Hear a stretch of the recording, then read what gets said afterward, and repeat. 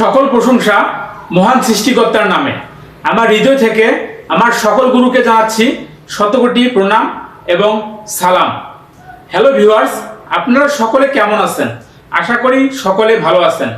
আজকের এই প্রোগ্রাম যেখান থেকে দেখতেছেন এবং শুনতেছেন তাদের সকলকে জানাচ্ছি আবারও আমার হৃদয় থেকে আন্তরিক ভালোবাসা ও শুভেচ্ছা। তো ভিউয়ার্স, আজকে আপনাদের জন্য একটি অসাধারণ শত্রুর জবান বন্ধ করার জন্য তদবির নিয়ে এসেছি। আপনারা ধৈর্য ও মনোযোগ সহকারে ভিডিওটি দেখবেন এবং শুনবেন।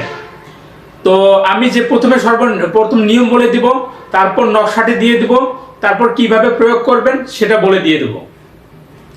তো আপনাকে যে কাজটি সর্বপ্রথম করতে হবে, আপনি কি করবেন, এই যন্ত্রটাকে সুন্দর করে শনিবার অথবা মঙ্গলবারের দিন আঁকবেন। একটা নির্জন ঘর বেছে নেবেন, যে ঘরে শুধু আপনি একাই থাকবেন।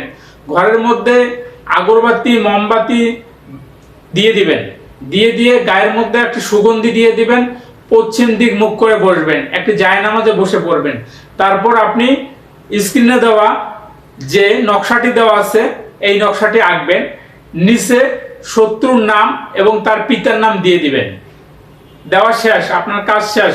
তারপরে আপনি কি করবেন, এই আপনার যে ইয়াটা আছে, নকশাটি আছে, ওর মধ্যে একটু আতর লাগিয়ে দিবেন অথবা খুশবু লাগিয়ে দিবেন। তারপরে ওটাকে একটু আগরবাতির ধোঁয়া দেখাবে। আপনার কাজ শেষ। আপনার এই তাবিজের নকশাটিতে জাগ্রত হয়ে গেল। তারপর আপনি কি করবেন, আপনার যে কাঙ্ক্ষিত ব্যক্তি আছে তাকে স্মরণ করে আপনি কি করবেন, শ্মশানের মধ্যে চলে যাবেন অথবা গোরস্থানের মধ্যে চলে যাবেন। শ্মশানও যেতে পারেন অথবা গোরস্থানও যেতে পারেন, এটা যে কোনো সময়।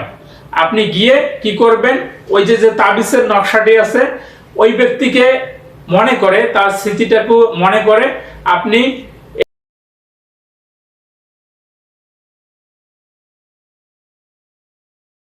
এই নকশাটি গোরস্থানের মধ্যে পুঁতিয়ে দেন।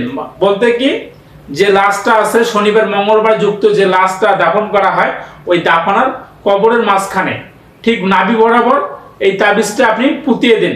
তারপরে দেখুন আপনার কাজ শেষ, খেলা শেষ।